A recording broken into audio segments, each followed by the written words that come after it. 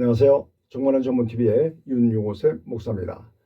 휴거의 시기 대해부, 오늘은 그 첫 번째 시간으로 환난전 휴거의 성경적 근거라는 제목으로 함께 살펴보도록 하겠습니다. 여러분, 거짓 선지자와 거짓 선지자가 아닌 사람들을 어떻게 다른지 아십니까?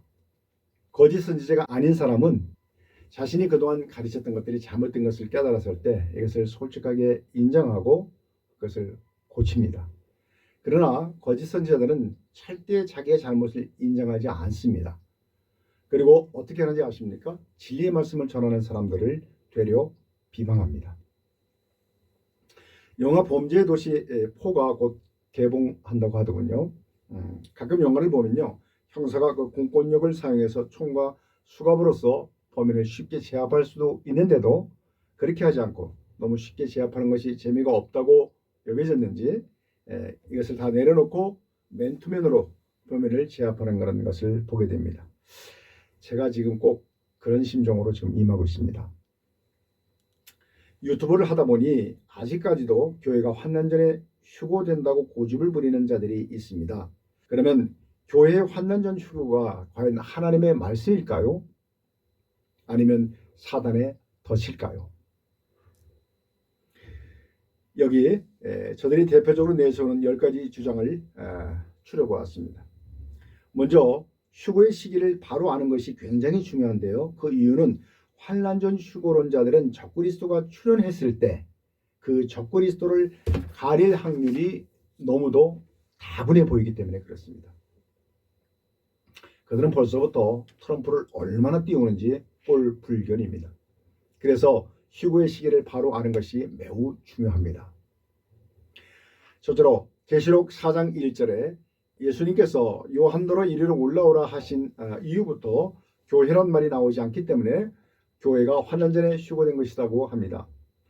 그들은 요한이 환상을 본 것을 가지고서 환난전 휴거라고 말합니다. 그러나 계시록 2장 3장에 나오는 교회들은 개교회의 문제점들을 지적한 것이고 이리로 올라오라는 말을 들은 사람은 요한 단 한 사람뿐입니다.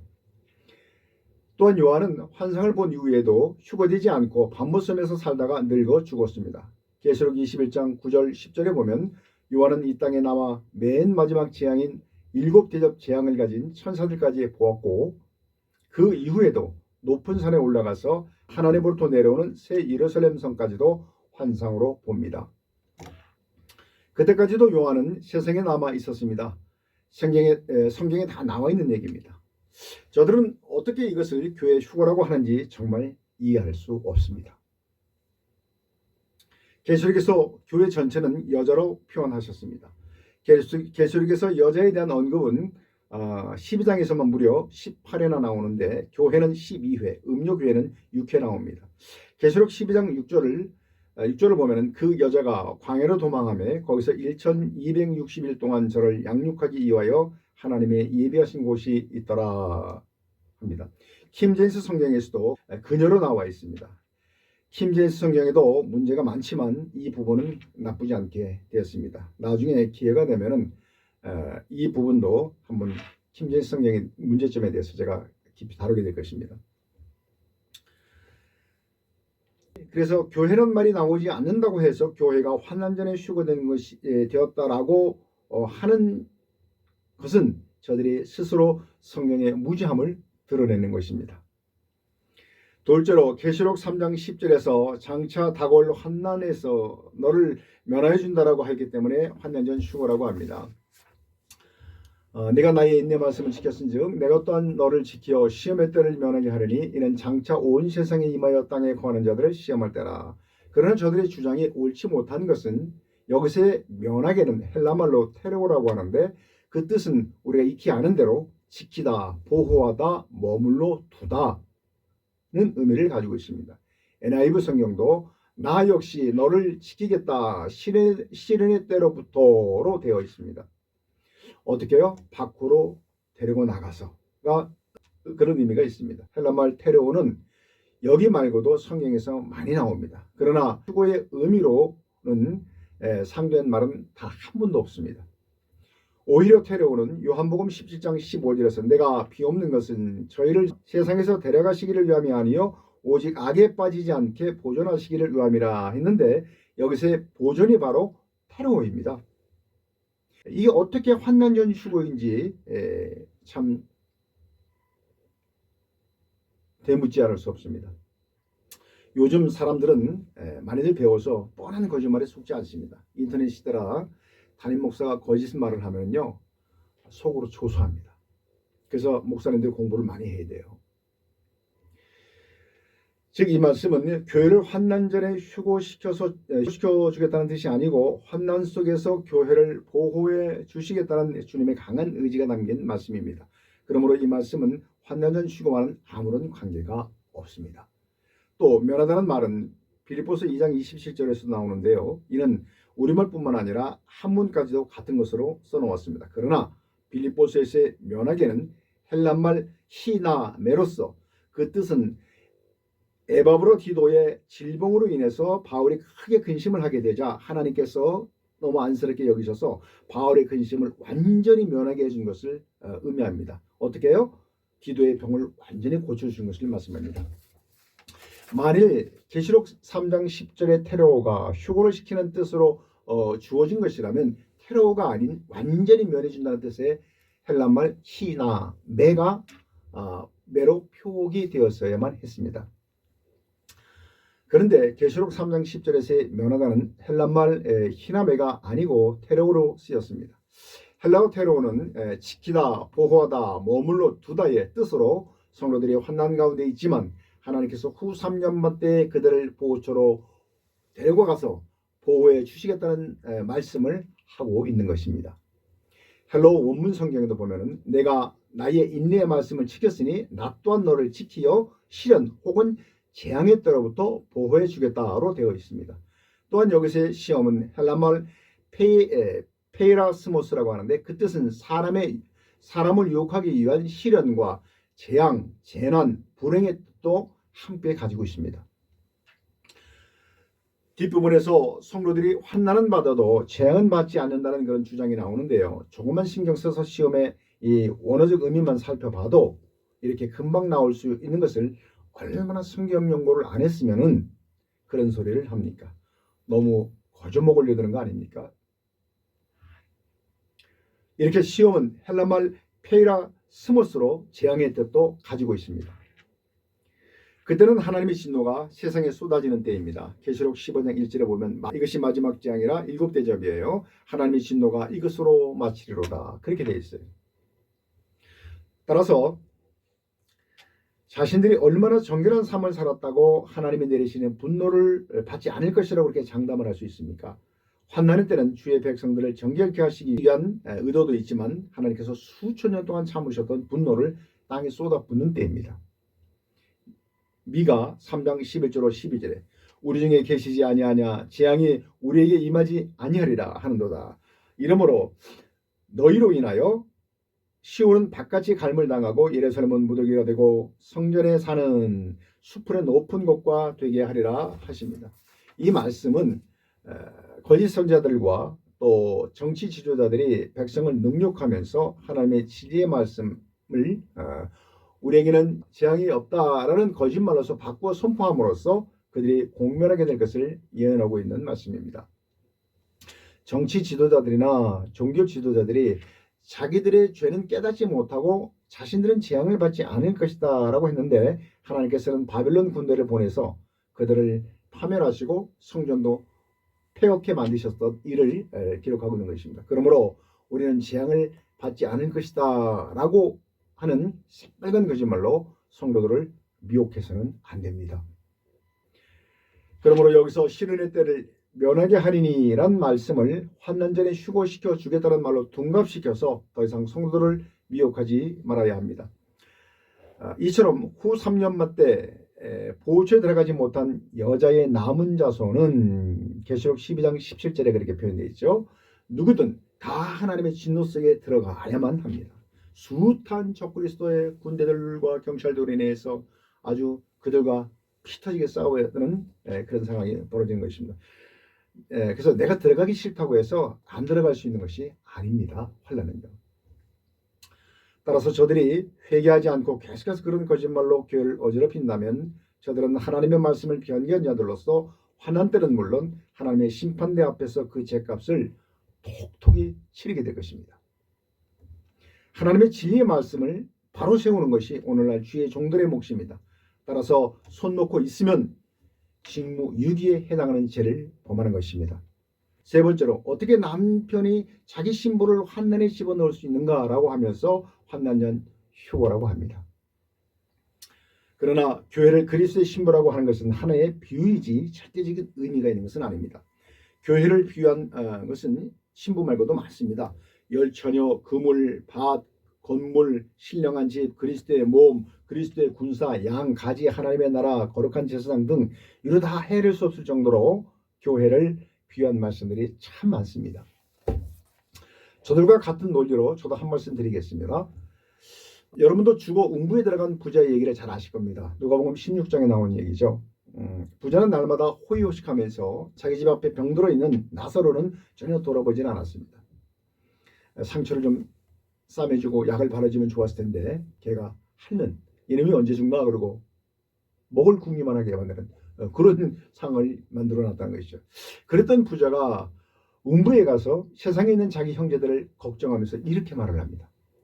아버지 아브라함이여, 내 아버지 집에 다스시는데 이 고통받는 곳에 오지 않게 나사로를 좀 보내서 전해주소서 라고 간청합니다. 그런데 먼저 휴거되어서 새 예루살렘 성에 들어간 성도들이 세상에 남아있는 자기 형제, 자매, 부모, 자식들은 지금 행여라도 자신들이 육륜표를 받고 지옥에 떨어질까 두려워서 그 아우성들을 치면서 피 터지게 싸우고 있는데 위에서는 자기들만 먼저 성 안에 들어서 잔치를 벌이고 있다고요? 그런 발상 자체가 요즘 아이들 말로 하나님의 성품을 1도 모르고 하는 소리입니다. 하나님의 성품을 조금이라도 아는 사람이라면 그런 말을 못합니다. 말씀 한 군데 보겠습니다. 요한계시록 6장 10절로 11절. 여기에 보면 먼저 낙원에 간 성도들이 주님께 빨리 자신들을 신원해달라고 호소하는 내용이 나옵니다. 큰 소리로 불러가로되 거룩하고 참되신 대주제여, 땅에 거하는 자들을 심판하여 우리 피를 신원하여 주지 아니하시기를 어느 때까지 하시려나이까 하니 주님께서 저에게 각각 흰 두루마기를 주시면서 이런 말씀을 하십니다. 아직 잠시 동안 쉬되 너희 동무종들과 형제들도 너희처럼 죽임을 받아 그 수가 차기까지 하라 하시더라. 지금 이 말씀은 성경 전체 맥락으로 볼 때 이런 의미입니다. 기다려라. 악인의 심판은 세상에 있는 너희 동무종들과 성도들도 선한 싸움을 다 싸고 구원받아 왔을 때 그때 우리 모두는 함께 잔치에 들어가고 저들은 그때 심판을 받을 것이다. 그러니 조금만 더 참고 기다려라 라고 하시는 것입니다. 또한 먼저 휴거가 있다면 먼저 간 성도들이 각자 자기 가족들을 떠올리면서 당연히 목이 터져라고 하나님께 중보기도를 할 것입니다. 부자도 세상에 두고 온 가족들을 염려하면서 그렇게 간청을 했다면 그보다 월등히 훌륭한 인격을 가진 먼저 휴거된 성도들이 더 가슴을 찢는 심정으로서 눈물을 흘리며 세상에 남아있는 내 가족들을 위해서 부르짖어 기도하지 않겠습니까? 그렇게 보는 것이 지극히 합리적인 생각 아닙니까? 그런데 지금 이들이 어떤 사람들입니까?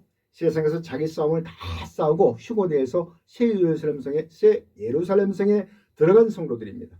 그런데 천국까지 가서 또다시 눈물을 흘리며 가슴을 졸이며 세상에 두고 온 가족들의 영혼을 위해서 기도를 한다고요?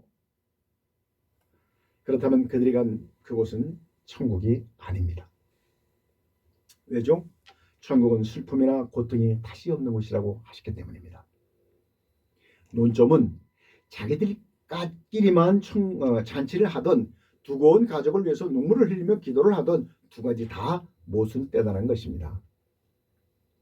하나님께서 성도들의 구원을 굳이 그렇게 두 번씩이나 나누어서 시키게 할 이유가 전혀 없다는 얘기를 하고 있는 것입니다. 구원은 이방인 따로 이스라엘 따로 그렇게 있는 것이 아닙니다. 하나의 구원과 하나의 교회가 있을 뿐입니다. 저들은 성경 말씀을 도대체 어디로 보는 것입니까? 저들은 어떻게 신랑이 자기 부인을 환난에 넘길 수 있겠느냐라고 하지만 자기 모순입니다. 먼저 휴거된 자들이 자기 부모나 자식들이 지금 육류표를 받지 않으려고 지옥 가지 않으려고 그 난리들을 피우는데 자기들이 먼저 가서 잔치를 벌인다는 하는 그 소리는 저들의 논리대로라면 똑같이 비정한 모습일 수밖에 없다는 것입니다. 그래서 저들을 두고 자기 모순이라고 하는 것입니다. 신랑이 비정하지 않으면 그의 신부도 비정하지 않아야죠. 그래야 맞죠. 넷째로 환난을 통과하면 다 죽는데 그게 무슨 휴거냐.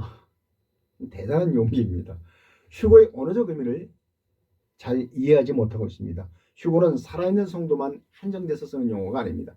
죽은 자나 산 자나 똑같이 동시에 공중으로 끌어올려지는 것 그 자체를 말합니다. 더 쉽게 말하면 구원받아서 우리가 천국으로 올라가는 것을 말합니다. 다섯째, 마태복음 24장 37절로 39절에서 노아의 때같이 임한다고 했기 때문에 환난전 휴거라고 합니다. 노아의 때와 같이 인자의 임함도 그러하리라. 홍수전에 노아가 방주에 들어가던 날까지 사람들이 먹고 마시고 장가가고 시집가고 있으면서 홍수가 다 나서 저희를 다 멸하기까지 깨닫지 못하였으니 인자의 임함도 이와 같으리라. 그러나 노아의 때와 같이 임한다는 말의 참 의미를 살펴볼 때 저들이 주장하는 것처럼 환난전에 휴거시켜주겠다는 근거의 말씀이 아님을 알 수 있습니다.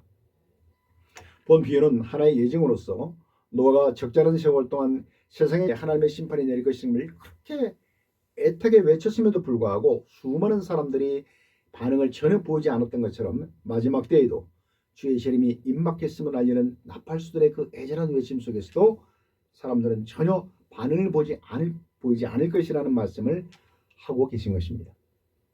즉 아래의 말씀을 이루고자 하심입니다. 마태복음 11장 17절에서 우리가 너희를 향하여 피리를 보러도 너희가 춤추지 않고 애곡하여도 너희 가슴을 치지 아니하는도다. 오늘날 냉혈 인간들이 너무 많습니다. 현대판 바리새인들을 보는 듯 싶습니다.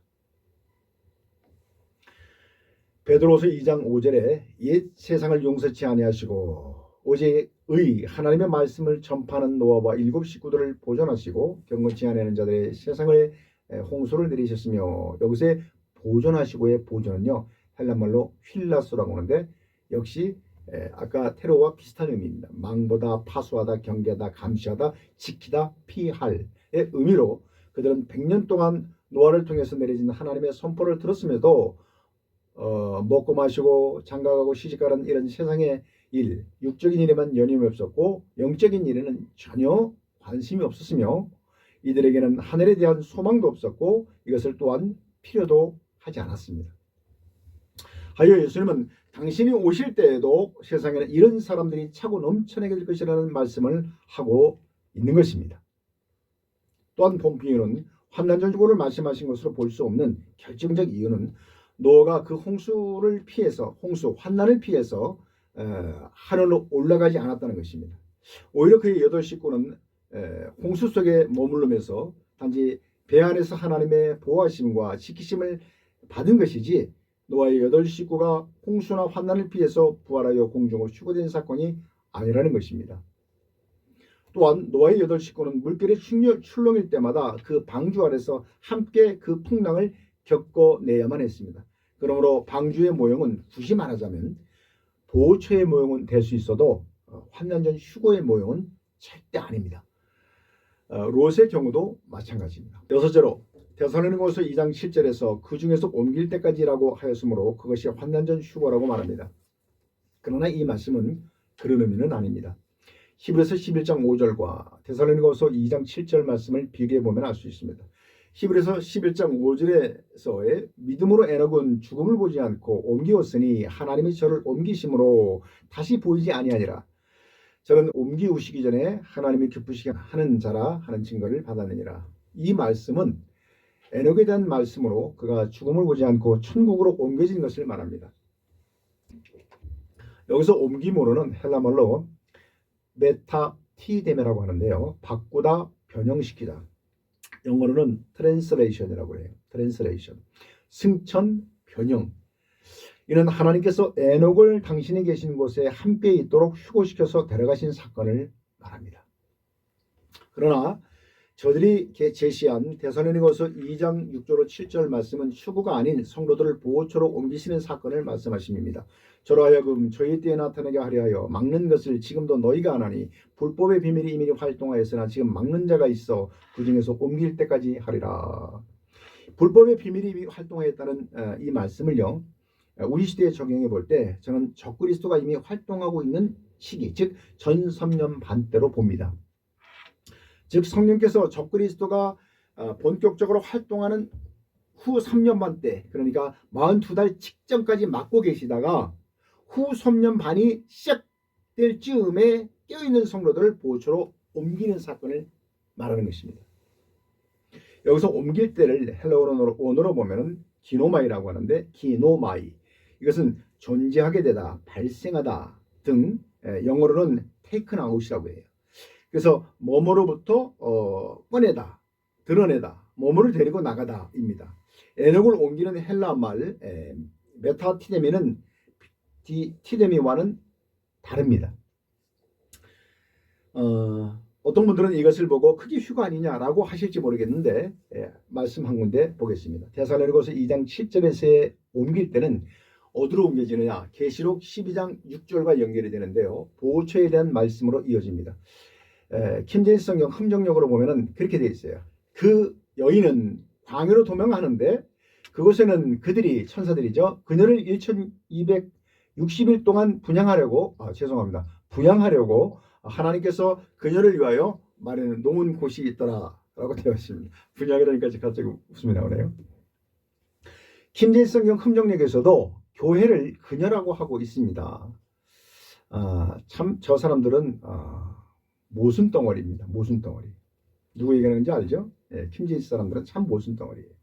자, 그러므로 히브리서 11장 5절의 옮김은 에녹의 몸을 바꾸어 휴거시킨 사건이고, 데살로니가서 2장 6절로 7절의 옮김은 보호처로 데려가는 것이므로 서로는 전혀 다른 것임을 알 수 있는 것입니다.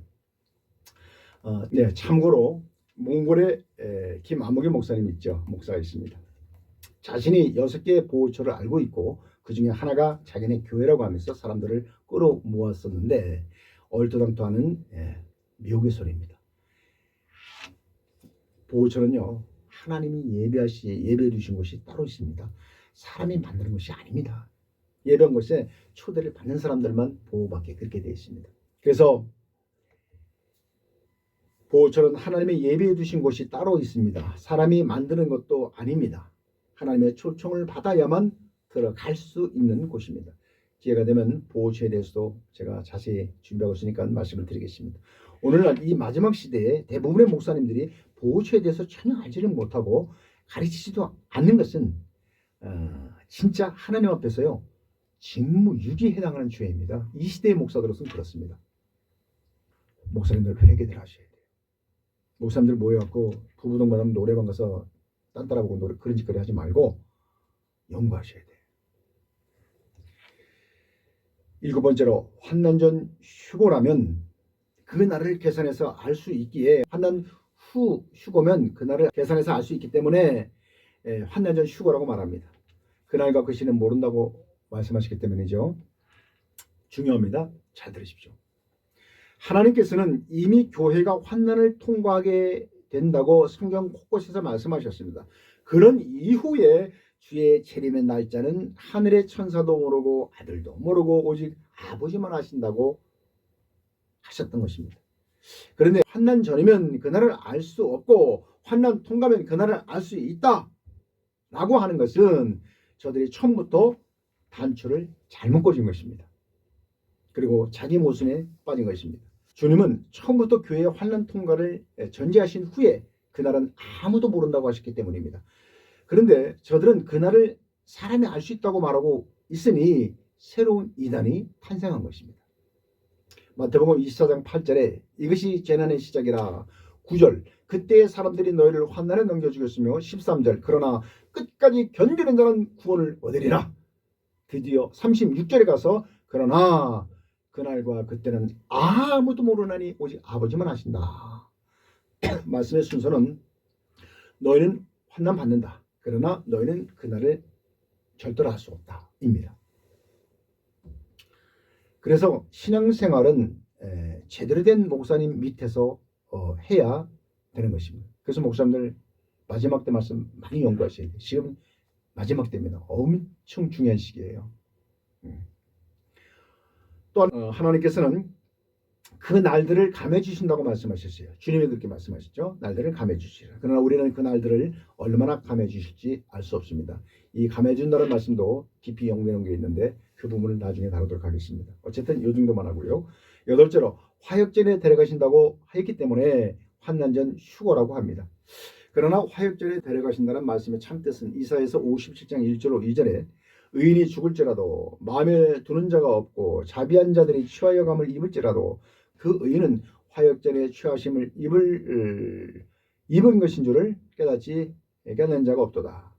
그는 평안에 들어간다니 무릇 정로로 행하는 자는 자기들의 침상에서 편히 쉬느니라.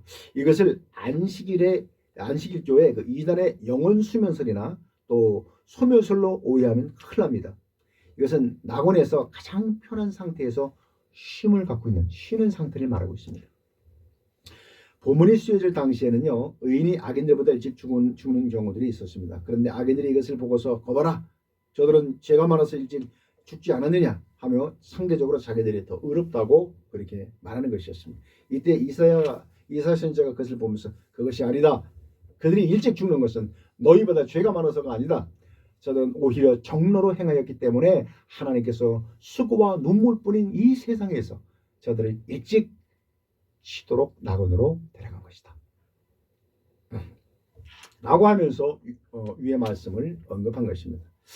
그러므로 본문 말씀은 환난전에 교회를 휴거시켜주겠다는 말씀으로 악용하려는 악한 무리들이 있어서는 절대로 안 되는 것입니다. 아홉 번째로 환난전에는 구름 타고 호련히 오시고 환난 후에는 백마를 타고 모두가 보는 가운데 오신다라고 합니다. 그러나 이것은 오해입니다. 그것은 예수님의 재림의 모습을 두 가지 측면에서 보여주고 있는 것입니다. 구름 타고 오시는 모습은 예수님의 신성과 영광스러움을 나타내는 표현입니다. 구름에 대한 말씀들은 정말 많은데요. 문맥상 약간의 의미 변화는 있지만 주님의 신성과 영광을 나타내는 큰 흐름은 바뀌지 않습니다. 두 번째로 백마 타고 오시는 예수님의 모습인데요. 이것은 공의로운 심판주로 오시는 예수님의 모습을 보여주고 있는 것입니다. 또한 환난전 휴거를 말씀하시는 분들은 구름 타고 오실 때는 비밀스럽게 오시고 환난 후에는 세상 모든 사람들이 다 알 수 있게 오신다고 하는데 정말 어이가 없습니다. 말씀 보겠습니다. 마태복음 24장 30절부터 31절. 그때 인자의 징조가 하늘에서 보이겠고 그때 땅의 모든 족속들이 통곡하며 그들이 인자가 구름을 타고 능력과 큰 영광으로 오는 것을 보리라. 저가 큰 나팔 소리와 천사들을 보내리니 저희가 그 택하신 자들을 하늘 이 끝에서 저 끝까지 사방에서 모으리라. 여기 어디에 주님이 비밀리에 오신다는 말씀이 있죠? 만민이 다 보는 가운데 오신다고 하신 것입니다. 초림 때야 죄인들을 대신해서 제물로 오시는 예수님이라 어쩔 수 없이 초라한 모습으로 그렇게 오셨습니다만 재림 때까지 죄인처럼 그렇게 몰래 예수님께서 오실 이유가 전혀 없습니다. 그때는 우리 주님께서 만왕의 왕으로서 만주의 주로서 큰 영광 중에 오시는 것입니다. 믿습니까? 그러므로 예수님께서 구름 타고 오시든 백마를 타고 오시든 그런 이 문자적인 것에 너무 깊은 의미를 두지 마십시오. 여기서의 표현들은 다 상징적 의미로 쓰였습니다. 어떤 분은 호련성을 강조하면서 휴거가 비밀스럽게 이루어지는 것처럼 그렇게 말하는데 이런 주장에는 두 가지 오류가 있습니다. 첫 번째 오류, 고린도전서 15장 51절에서의 호련이 다 변화하리니 에서의 이 호련에는 비밀에 휴거되는 것을 말하는 것이 아닙니다. 살아있는 성도가 변화되는 시간을 말하는 것이지 환난전의 성도가 비밀리에 휴거되는 것을 말하지 않습니다. 두 번째 오류, 환난전 휴거되면 호련히 변화되고 환난 통과를 하면 슬로우로 변화됩니까? 같이 호련히 변화돼서 공중으로 끌어올려지는 것입니다. 그러므로 호련성 그 자체가 환난전 휴고와는 아무런 관계가 없는 표현인 것입니다. 마지막입니다. 10번째. 환난과 재앙은 다르다고 합니다. 그래서 성도가 환난은 받아도 재앙은 받지 않는다고 합니다. 정말 그럴까요? 계시록 15장 8절을 보겠습니다. 하나님의 영광과 능력을 인하여 성전에 연기가 차게 되매 일곱 천사의 일곱 재앙이 마치기까지는 성전에 능히 들어갈 자가 없더라. 이건 일곱 대접 재앙을 말하고 있거든요. 여러분 보시면 알 겁니다. 주목해 주세요. 주님이 재림하실 때는 새 예루살렘성이 공중에서 이렇게 내려옵니다. 그런데 맨 마지막 재앙인 일곱 대접 재앙이 끝나지 않으면 그 성전에 그 누구도 들어갈 수 없다는 것을 지금 말씀하고 있는 것입니다. 다시 말해서 일곱 대접 재앙이 끝나기까지는 공중으로 내려온 새 예루살렘 성에 아무도 휴고되어서 들어갈 수 없다는 얘기를 지금 하고 있는 것입니다. 얼마나 더 쉽게 설명해야 저들이 알아들을 수 있을까요? 이렇게 확실한 말씀이 있는데도 왜 당신들은 자꾸 말씀에도 없는 다른 복음으로서 성도들을 미혹합니까? 하나님께서 성도들을 환난에 넣는 이유는 그들을 정결케 하시는데 목적이 있습니다. 다니엘서 12장 10절에 많은 사람들이 연단을 받아 스스로 정결케 하며 희게 할 것이나 악한 사람은 악을 행하리니 악한 자는 아무도 깨닫지 못하되 오직 지혜 있는 자는 깨달으리라. 오늘날의 성도들은 말이 성도들이죠. 세상 사람들과 별반 다르지 않습니다. 하지만 정말 잘 믿는 성도들은 후 3년반 때 하나님께서 예비하신 보호처로 초청을 받아서 가는 것입니다. 내가 가고 싶다고 해서 절대 갈 수 없어요. 어떤 담임 목사 한 사람이 그걸 가지고 그럴 권한이 있는 것도 아니에요. 하나님께서 초청해서 데려온 사람들을 목사들이 인도해 갈 수는 있습니다. 또 그렇게 될 수 있도록 목사가 깨어있는 삶을 살 수 있도록 가르칠 수는 있습니다. 잘 믿는다는 것이 무슨 의미입니까? 절대 오해하지 마세요. 기름 준비 하는데요. 절대 제발 성령 충만 오해하지 마세요. 주여 불러 이게 성령 충만 아닙니다. 성결한 삶입니다. 우리의 삶이 변화되는 거예요. 그게 성령 충만이고 우리의 성결한 삶이고 기름 준비하는 것이에요. 그걸 자꾸 막 상징적인 것으로 너무 이렇게 하면 안 돼요. 우리의 성결한 삶. 계시록 19장에 보면은 빛나고 깨끗한 세마포를 예비했는데 갖고 오셨는데 누구에게 주느냐? 저들이 스스로 행실을 옳게 한 사람들, 정결케 한 사람들에게 입히시는 거예요. 그래서 휴거시키는 거죠. 그래서 제가 그런 말을 했죠. 목사고 성도고 인간이 되지 않으면 아무 의미가 없다. 그런 얘기하는 거 아주 굉장히 진리의 말씀이에요. 우리 한국교회 구원론이 굉장히 심각한 문제가 있습니다. 성경을 제대로 보는 사람이면 그런 소리 하지 않아요. 그러나 하나님께서 환난에 넣는 사람들은 그들의 더러운 성품을 깨끗이 하여서 천국으로 데려가시려는 것입니다. 그러나 악한 사람들은 환난 속에서도 바뀌지 않습니다. 하여 그들은 결국 가라지나 쭉쭉이가 되어서 불못에 들어가게 되는 것입니다. 재앙과 환난은 다르지 않습니다. 그것은 말장난에 지나지 않습니다. 환난을 받는 자의 마음의 태도에 따라서 그것이 자신을 연단하는 환난으로 끝날 수도 있고 그렇지 못할 때 그것은 진짜로 그 사람에게는 재앙과 큰 재앙으로 이어질 수 있습니다.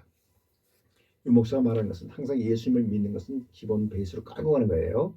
천주교처럼 무조건 착하게만 살아라 그런 얘기 아니에요. 예수님을 진실된 믿음 고백이 있은 다음에 그리고 그 안에서의 거룩한 삶의 변화를 가져올 때 결국 주님께서 뭐라고 해요? 아까 다니엘서 말씀하신 것이 뭡니까? 결국 연단을 받아 스스로 정결케 하는 게 뭐예요? 정결케 하는 게 뭐 눈 화장하고 뭐 그런 거 아니잖아요. 드라이하고 그런 거 아니잖아요.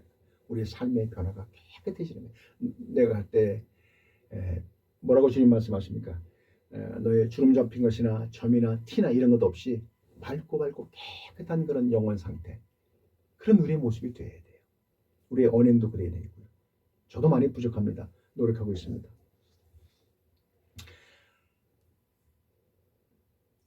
지금까지 같이 알아본 바와 같이 저들이 환난전 휴거의 말씀이라고 주장하는 성경 구절들과 내세우는 논리들은 그 어떤 것 하나도 제대로 되는 것이 없음을 우리는 분명하게 확인했습니다.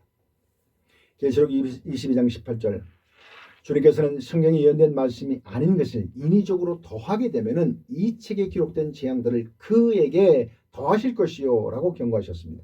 그러므로 성경 말씀이 없는, 성경 말씀을 역행하는 환난전 휴거로서 우리는 환난, 재앙을 받지 않는다라고 말하면 오히려 환난 때 책에 기록된 재앙들이 그 사람들에게 더 중첩돼서 내려지게 될 것입니다.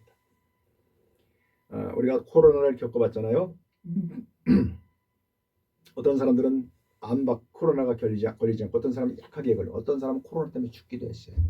그분들에게는 가슴 아픈 일이지만 환난 때는 여러 가지로 막 복합적으로 재앙이 내려오는데 이런 것들에서 중첩적으로 하나님께서 때려버리시겠다는 거예요. 환난에도 저 같은 경우는 그럴 것 같아요. 환난이 와도 물론 힘은 들겠지만은 이제 곧 천국 간다는 그 큰 기대와 소망 때문에 기쁘고 즐거울 것 같아요.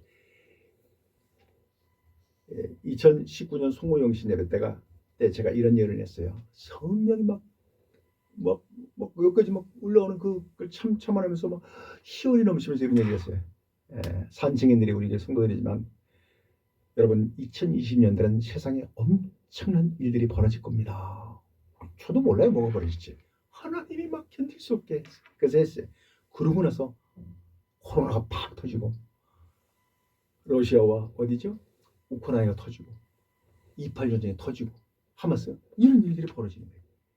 그뿐만 아니라 이제는 적그리스도가 눈앞에 와 있습니다. 너무 감사해요 저는요. 비록 힘들지만 환난이 힘들겠지만 우리가 전 3년만 지금부터 잘 믿으면요. 하나님이 배신 보호처가 있다니까 환난 전 휴거 하는 사람들 환난 전에 목숨 걸지 마세요. 보호처예요. 하나님이 약속하신 보호처에 목숨을 거세요. 왜냐면 이룰 수 없는 꿈은 슬퍼라는 이영의 가사처럼 노래 가사처럼 왜 이룰 수 없는 건데 헛된 소망을 갖습니까? 보호처에 차라리 소망을 가지세요. 그리고 그것을 위해서 기름 준비를 정말 열심히 하세요. 그러면은 후 3년만 때 보호처로 옮겨짐으로 신앙을 배도하는 일들이 생겨나지 않을 수 있습니다. 전 3년반에는 아주 죽이고 막 극심한 것이 아니기 때문에 그냥 세상적인 자연적인 환경은 환난은 찾아오시더라도요. 결론적으로 말씀드리겠습니다. 여러분들은 저들이 몰라서 그런 것이라고 생각할지 모르겠습니다. 어떤 분들은. 그러나 저는 그렇게 생각하지 않습니다. 합리적으로 볼 때 저들은 단순히 의도성을 가지고 저러는 것입니다. 물론 윤 목사의 기준이 절대적일 수 없습니다. 저도 30년 전에는 환난전 휴거가 맞는 줄 알고 그렇게 믿고 가르쳐 왔습니다. 그런데 말씀을 깊이 연구하다 보니까는 그것이 아니라는 것을 깨달았어요. 그리고 그 사실을 강단에서 솔직하게 선포했습니다. 제가 그동안 잘못 가르쳤습니다. 그 이후에도 변함없이 30년을 그렇게 가르쳐 왔습니다. 그런 저도 누가 환난전 휴거를 말하는 새로운 글이나 영상이 올라오면요. 혹여라도 내가 보지 못한 부분이 있을까 싶어서 제 검토 차원에서 제가 그것을 봅니다. 물론 이미 제가 다 아는 내용들입니다. 30년을 가르치고 연구해온 저 윤목사도 이럴진데 환난전을 가르치는 분들이 반대편에서 주장하는 말씀 연구의 글들을 보지 않았을 리가 만무합니다. 내용을 들어보면 이미 많은 분들이 제 글들을 봤음을 확인할 수 있었습니다. 만일 반대편에서 연구한 글들을 보지 않고 지금까지 그렇게 가르쳤다면 그것은 대놓고 거짓 선지자가 되겠다는 심보이고 보고도 그런 소리를 했다면 그들은 진짜 악한 거짓 선지자일 것입니다. 그래서 나는 저들이 절대로 몰라서 그렇게 말하는 것이라고는 천만분의 1도 생각지 않습니다.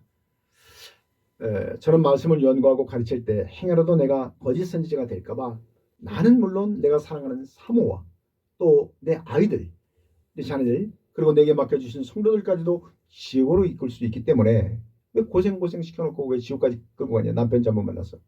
그럼 왜 그런 저주받을 있을 가족들에게도 지옥 가서도 얼마나 저주하겠어요. 저희 남편이 제 애비가 거짓 선지자라는 우리 그 지옥까지 끌고 왔다. 얼마나 원망을 듣겠어요. 세상에서 고생시키는 것도 가슴 아픈데. 그래서 저는 말씀을 대할 때마다 정말 두렵고 떨리는 마음으로 연구하고 글을 써서 올리고 설교를 합니다. 여러분 제가 안과에 자주 가는데요. 왜 그런지 아십니까? 제 눈에 실핏줄이 자주 터져서 그래요. 어제도 다녀왔습니다. 그래서 영상을 찍어야 되니까 빨리 스며드는 약을 받아갖고 처방받아서 하고 그랬는데 일주일 정도 이렇게 계속 오래 가요.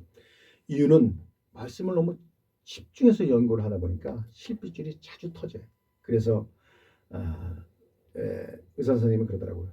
눈에 너무 힘주지 마시라고. 눈에 너무 힘주지 마시라고. 제가 눈에 막 힘주고 다니는 건 아닌데 연구를 하다 보니까 이렇게 티미하게 날 수는 없잖아요. 딱 집중해서 이렇게 봐야 되니까 그러다 보니까 이거 힘이 자꾸 가야 되니까 이게 자꾸 터져요. 제가 이런 말을 드리는 이유는요. 하나를 전하더라도요. 분명한 하나님의 말씀이다 라고 확신이 들었을 때 그걸 하세요. 그냥 막 멋스럽게 뭐 껍데기하고 뭐 형식을 갖추지 말고 진짜 이건 하나님 말씀, 내가 하나님 말씀을 전하는 주의종이다. 하나님 말씀을 전하고 내려왔다. 그런 하나님 말씀을 전하고 나면 얼마나 뿌듯함을 느끼는지 말로 다 할 수 없어요. 하나님이 그 기쁨을 막 쏟아부어주시는데 그 평안함을 말로 다 표현할 수 없어요. 하나를 전하더라도 분명한 하나님의 말씀을 전하라 라는 것이고, 또 하나는 내가 정확히 모르는 말씀은 함부로 비방하지 말라라는 것입니다. 까딱하면 리얼로 성령 회방죄를 지을 수 있어요. 진짜로. 666표를 상징이라고 하는 것이 그 대표적인 예입니다. 요즘 신학대학의 교수란 자들의 수준을 보면 그 수준 없음이 하늘을 찔러요. 하늘을 찔러. 대학원들도 가서 보면 그래요. 제가 한 번은 일이 있어서 대학원생들 공부하는데 목사님들이 많이 모이더라고요. 잠깐 목사님 만나러 잠깐 뒷자리에 앉아 있었는데 이 교수가 하도 헛소리를 해갖고 하도 화딱지가 나가지고 제가 질문 하나 했어요. 생각했는데 난 자격도 없는데 질문했어요. 그 목사님 그런 식으로 얘기하면 되겠습니까? 성경에 이런 말씀이 있는데 그렇게 말씀하시면 되겠습니까? 그래서 그렇죠. 예, 그런 게 그렇게 말씀이 있죠. 예, 그렇습니다. 예, 그래서 그렇게 생각할 수 있는 것입니다. 예, 그래서 오용병 넘어가더라고요. 진짜 제가 그런 경우를 여러 번 경험을 했거든요. 물론 교수님들이 연구 많이 하시는 분, 좋은 분들도 계시겠지만 대부분의 사람들이 그렇게 너무 수준이 없어요. 이게 언론들, 기독교 언론들 교수라는 사람들이 써놓고 비평하고 보면 아주 수준 없기가 바닥을 쳐요. 저는 그들의 죄가 하나님 앞에서 가서 상당히 묵을 것이라고 그렇게 보고 있습니다. 그런 사람들에게서 목사들이 배출되게 나올 텐데, 신학생들 통해서 나올 텐데, 이 얼마나 큰 죄예요. 똑바로 못 가르칩니다. 여러분 경찰서 가서 조사 한두 번 다 받아보셨죠? 환란전 휴거론자들이 만일 그런 식으로 형사한테 조사를 받는다면요, 영혼까지 아주 다 털립니다. 형사 스타일을 해볼게요. 그래서 뭐요? 그게 왜 환난전 휴거의 근거가 되는데요? 휴거를 얘기하지 마시고 그 근거를 대세요. 환난전 휴거의 근거를 탁탁 털립니다. 하나님 앞까지 갈 것도 없습니다. 그들의 특징이 뭐냐면 환난전 휴거 얘기하면 자꾸 원론적인 얘기를 하면서 삥삥 돌리면서 나중에 하나 이상한 거로 딱 갖다 붙여놔요. 팩트만 얘기를 해야지. 팩트. 그 핵심만 갖고 얘기를 해야죠.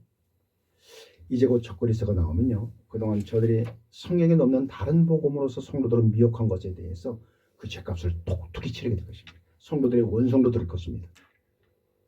그러면 또 말을 바꾸겠죠. 그들을 추종하는 자들은 또 어떻게 봐야 합니까? 여기 답이 있습니다. 하나님 말씀이 있습니다. 데살로니가서 2장 12절. 진리, 말씀을 믿지 않고 불의, 비진리를 좋아하는 모든 자로 심판을 받게 하려 하심이니라. 계속해서 진리의 말씀을 듣지 않고 자꾸 이상한 데만 귀가 가려져서 쫓아다니니까 하나님이 심판받게 하시려고 버려버리시는 거예요. 내버려 둬버리시는 거예요. 그렇게 가게. 성도들은 그런 것에서 당장 나오십시오. 그래야 당신들의 영혼이 위태롭지 않습니다. 좋은 목사님들은 얼마나 많아요. 왜 이상한 데들 가서 그런지 모르겠어요. 진짜와 가짜에 구분하는 방법 하나 얘기할까요? 가짜들은 많이 몰려들어요. 많은 사람들이 넓은 길로 가는데 그 끝은 멸망의 길이에요. 좁고 협착한 길은 가기는 힘들어도 재미는 없고 놀러다니고 이런 것도 재미도 없고, 그러나 그 끝은 생명의 길이라. 그래서 여러분들, 우리 목사님들 교회 머리들 숫자가 좀 작다고 그러지 마십시오. 아무리 뭐 500명 1000명 있으면 뭐합니까? 50만 성도를 가지고 있으면 뭐합니까? 삐딱선 한번 하면 끝나는 거예요. 그가 거짓 선지자면 그 의미가 없어요. 오히려 그들의 숫자에 비례해서 그 죄값이 지옥에서 더 크게 받아와요. 피값을 다 받아요. 그래서 없는 것도 감사한 거예요. 없으니까 말씀이 온 게 더 깊이 들어갈 수 있는 더 감사. 역으로 감사해요. 할렐루야. 할렐루야. 처음 한 번 했네요. 목사님들이 어떻게 생각할까 봐 할렐루야도 못해요. 네.